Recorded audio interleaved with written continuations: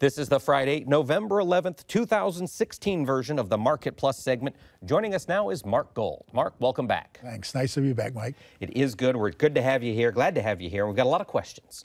Post-election, people are wondering, where do we fit in agriculture into this, this new paradigm in Washington? So I want to start off with some of those. Yep. Corey Halverson from Kennebec, South Dakota is asking, do you have any speculation on how the new president will affect the farm economy and trade? I believe that the new president realizes which side of the bread his bread is buttered on, and that's rural America. We learned a very important lesson that, you know, you can have celebrity people out there and you can buy all kinds of support from all kinds of places, but that one vote in that booth, you can't be bought. And I don't think any American out in the farmland took a buck to vote for anybody out there. And that is the power of the American vote, and that is the power of the American democracy. And as far as it affecting trade, I believe Trump is smart enough to realize that the American farmer got him here. He's going to have a tough time balancing the manufacturing issues as part of trade versus the agricultural. But I believe that he's not going to want to get into a hunger discussion or debate or have that bog him down. I believe he understands the value of exports to our farm economy. I believe he understands the farm economy and how important it is to all of Americans. And if he is going to be the president of all Americans, that's a great place to start, is American agriculture. So, you know, I used to kid that if he got elected president, we'd have to build a huge auger to get the corn over the wall in Mexico. But I don't think we're going to see that kind of a problem. And I think when it's all said and done, when you look at what he's going to be capable of doing in terms of Department of Transportation, EPA, and getting a lot of these monkeys off the American farmer's back, it's going to be a powerful thing for the American farmer. Let them get back to what they know what to do and how to do it and be stewards of the land, and they don't need the government sitting there watching them do it. And I think it's going to ultimately be favorable for the American farmer. You know, and that was a great answer, and it leads right into this next question, which is Roger Cooper from Twitter is asking, do you have any idea where ag fits into Trump's plans for the next 4 years? And I think you touched on it. It's the trade issue is still, we have to wait and see. Yeah. But the regulatory side, maybe when the farmer went into the booth, that was what was on their mind. Well, when I go around the country, and Lord knows I go from one corner to the other, one of the #1 things I hear from the American farmer is, they're killing me out here. I can't move my truck without somebody flagging me or doing something, and I can't use water in the way I need to use the water to grow these crops and to do the things that they need to do. And we want the government off our back. And some of this, it's too repressive, it's too costly, and it's killing us out here. So I think we're going to see a big relief there. I think the American farmer is going to benefit from it. And I think consumers will ultimately benefit from it as well. That's right. The idea being you roll back some regulations, you potentially lower the cost of production. Absolutely. Add some, maybe add...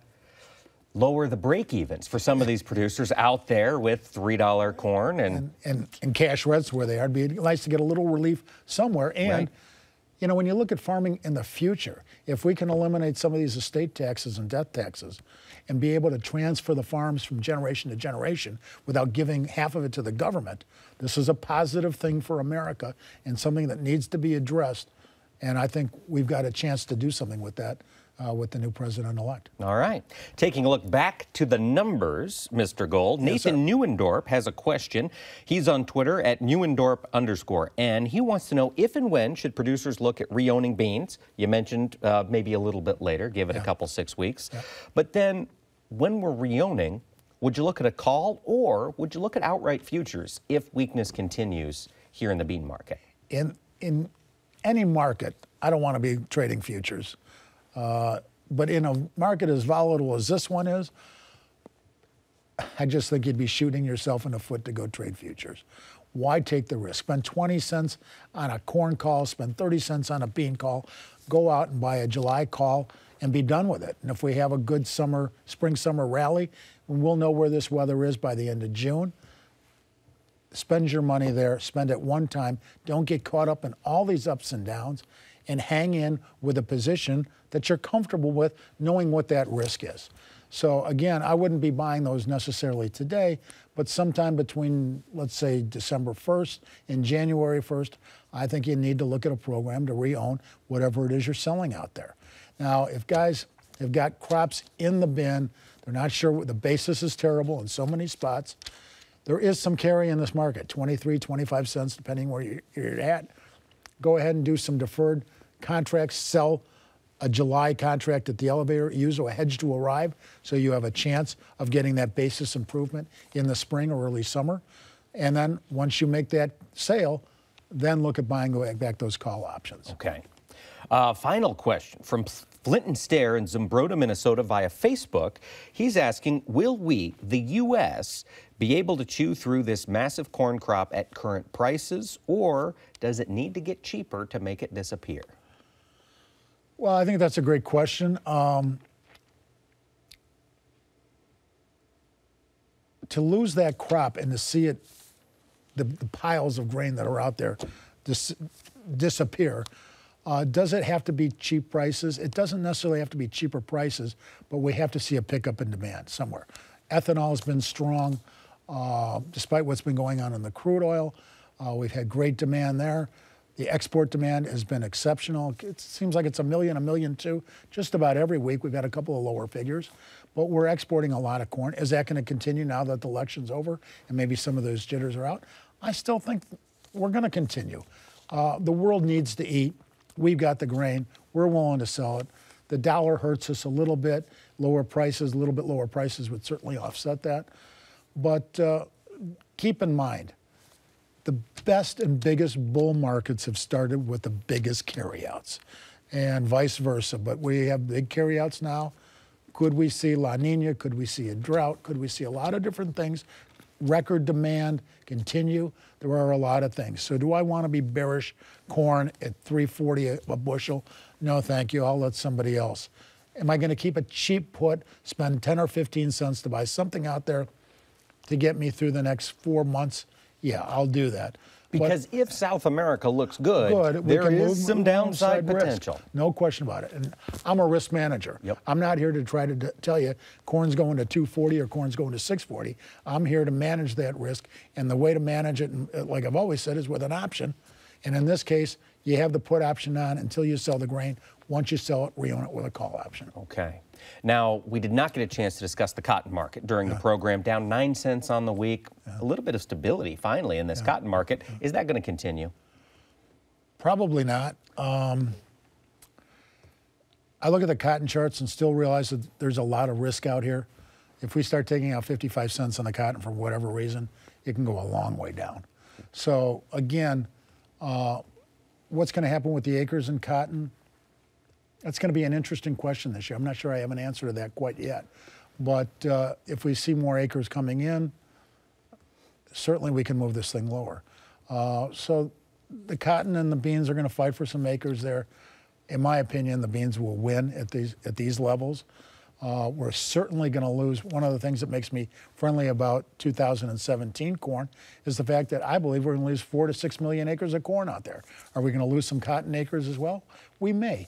So, again, I want to protect the downside and hope for the best on the upside. Okay, now you mentioned cotton's probably going to lose to beans on some acres. Are you in the camp that sees a 4 or 5 million bean acre increase as we look to next year? I am. Okay. You know, is it going to be, when it comes down to it, is it going to be 4 or 5 million or is it going to be 3 or 4? Okay. It's probably going to be 3 or 4.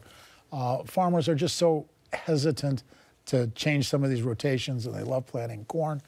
But money is money, and will their bankers have a input into those decisions, considering where the farm credit is today and the concerns that are out there, there may be more input from the bankers than just from the farm side. And, I mean, looking at 70 bushel yields this year, lower input costs, I mean, break-evens look pretty good for a lot of producers. Yeah, it's certainly got a leg up on the corn at the moment. Now, is corn going to have to rally to buy some of those acres? Potentially. One thing we didn't talk about in the show is that we've got the funds still short 100 and something thousand contracts of corn. They're short 100,000 wheat. And if we can get them to trip over themselves to come out of those short positions for whatever reason, that can be $1 rally in the corn just from them covering their short positions. So there are a lot of things that can still move this market and move it considerably. Okay, before we let you go, Mark Gold, we've talked this show, there's been conversation this week about the large carryouts in corn and soybeans, and we've been talking about it for 6 months in the wheat market. For our Ask the Analyst question, could you define for us what is a carryout? The carryout is the amount of grain that we anticipate will be left over as of September 1st that we didn't use. And people will say, well, if you've got a 2 billion carryout in corn, you know, why isn't corn $1 a bushel? Because you still have to maintain supplies, and the lower you're going to go, the more you're going to eat up that carryout, and it's never going to go to zero. Even in the soybean market, you will always have some carryout there. Yeah. So it's a year ago, right now, we were about 1.3 billion carryout in the corn. Now we're looking at 2.3 or more. That's a lot of grain out there. We know it's a lot of grain, but the market already knows this. We know that the grain's there. Today's price is today's price, and it's everything we know about that market. Does it mean we can't move lower? No, it doesn't. Does it mean we can't move higher? Of course not. And I think one of the takeaways from this election for the American farmer is nobody predicted it. Nobody saw it coming. The reactions when the Dow was down 700 or 800 points, they all said, oh my God, the world's collapsing, and within 24 to 48 hours, we're making historic highs in the Dow. Quit listening to all the nonsense that's out there. Manage the risk you have in front of yourself, because let's face it, if any of us analysts knew where these markets were going to go, we wouldn't be telling you. We'd be long retired. So quit listening to so much of the garbage that's out there. Just manage the risk. Every hand's a winner and every hand's a loser. Yes. Well, Mark Gold, thank you so much for taking the time to join us this week. Thanks again, Mike. Thanks to all of you for sending in your questions via Facebook and Twitter. Please continue to do so, and we will get expert analysis right to you. Thanks for watching, and have a great week.